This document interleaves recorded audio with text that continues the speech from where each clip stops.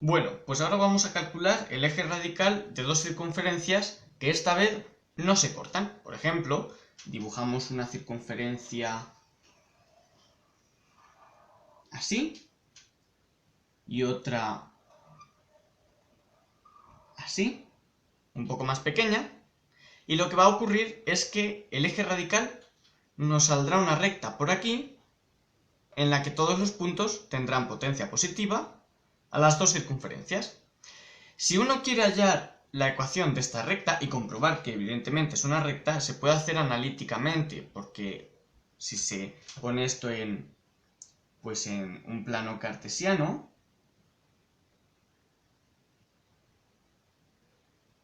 al final los puntos de la recta tienen que satisfacer una ecuación. ¿Qué ecuación? Pues que, bueno,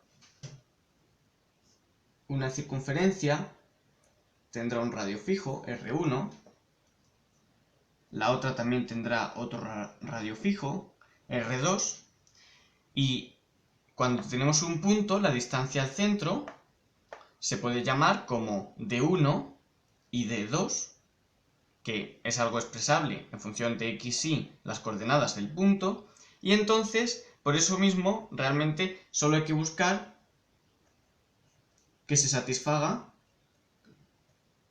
esta ecuación, que la primera distancia al cuadrado menos el primer radio al cuadrado sea igual a la segunda distancia al cuadrado menos el segundo radio al cuadrado, precisamente porque esta es la ecuación de la potencia a la primera circunferencia y esta es la potencia a la segunda circunferencia. D1 y D2 dependen de x y y, las r son fijas y esto pues nos da una ecuación que luego cuando uno lo hace da una recta. Pero lo podemos hacer más geométricamente. ¿Cómo? En primer lugar vamos a intentar encontrar un punto aquí que esté dentro de esos puntos que tienen igual potencia. Si empezamos por aquí tenemos pues potencia negativa, al llegar al borde tenemos potencia 0 y si vamos avanzando en potencia nos encontramos al final con un punto por aquí que tiene la misma potencia a las dos circunferencias. ¿Cómo es este punto? Bueno, pues esta distancia la podemos llamar D1 mayúscula y esta distancia la podemos llamar D2 mayúscula. Lo que tiene que cumplir es que D1 al cuadrado menos R1 al cuadrado sea igual a D2 al cuadrado menos R2 al cuadrado. Este punto no está en el centro de las dos circunferencias. Si no son del mismo radio, no estará en el centro.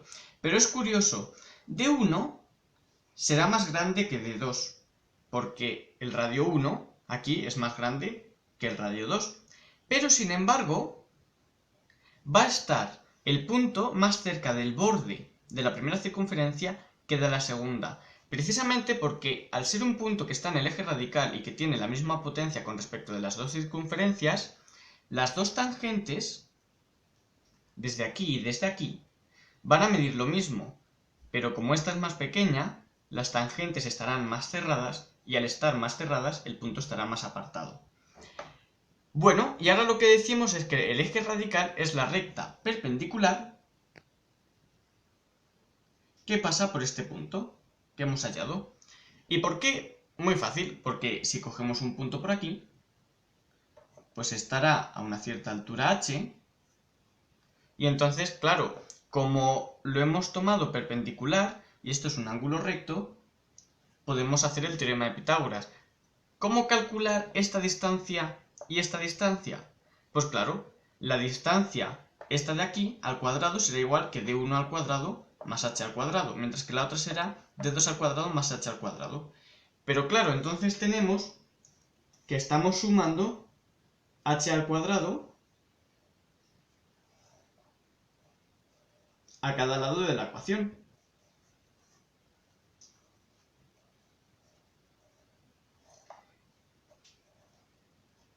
Es decir, que los puntos que están sobre esta recta perpendicular, como estamos añadiendo h al cuadrado a los dos sitios, siguen cumpliendo que la potencia a las dos circunferencias es la misma. Por lo tanto, el eje radical va a tener a estos puntos.